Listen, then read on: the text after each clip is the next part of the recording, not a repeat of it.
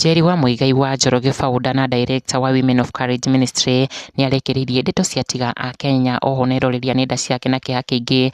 Njeri akiuga ni aragerera ruo runene ihinda-ini riri akihoya Ngai amuririkane niguo athie na mbere gutungatira andu ake hari onake mumemerekia wi gatũ wa ceceni Inooro FM Nyuks Wakata onanitie ruo na gutihio ni ndeto iria irakorirwo ikihaneka muthenya wa ira na gutiga family nyingi na kiha kinene. Nyuks kuhitukira mutambo wake wa Facebook ni arekereirie ndumiriri ino akiuga a father left his house this morning to go serve the nation and will never return to the hugs of his wife, crying emojis.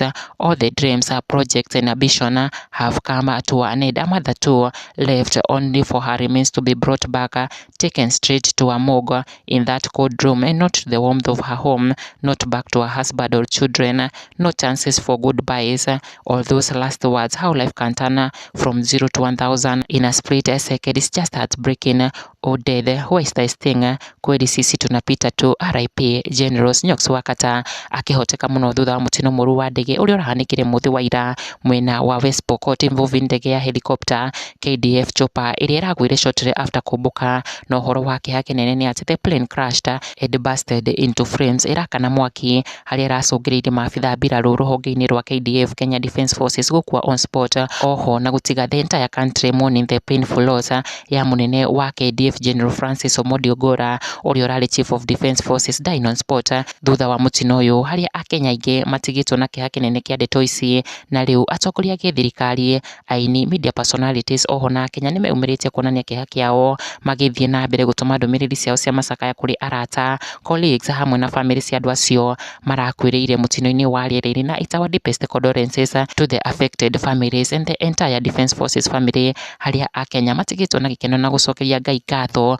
thutha wa kuona the only survivor mubiraru uria urahonokire mutino-ini ucio recapturing well at the hospital uria ni umwe wa photographers a mbiraru wishing him quick recovery is indeed a miracle, thanking God for saving his life. Na riu Njeri wa Muigai wa Njoroge ni atigite arumiriri ake na kiha kiingi thutha wake kumburania maundu akoretwo akigerera.